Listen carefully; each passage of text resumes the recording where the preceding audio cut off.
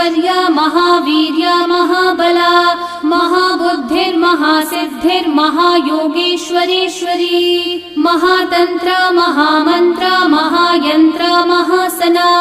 महायागक्रमाराध्या महाभैरवपूजिता महेश्वरं महाकल्पं महाताण्डवसाक्षिणी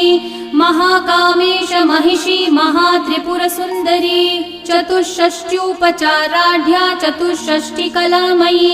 महाचतुष्षष्टिकोटि योगिनी गणसेविता मनुविद्या चन्द्रविद्या चन्द्रमण्डलमध्यगा चारुरूपा चारुहासा चारुचन्द्रकलाधरा चराचर जगन्नाथा चक्रराजनिकेतना पार्वती पद्मनयना पद्मरागसमप्रभा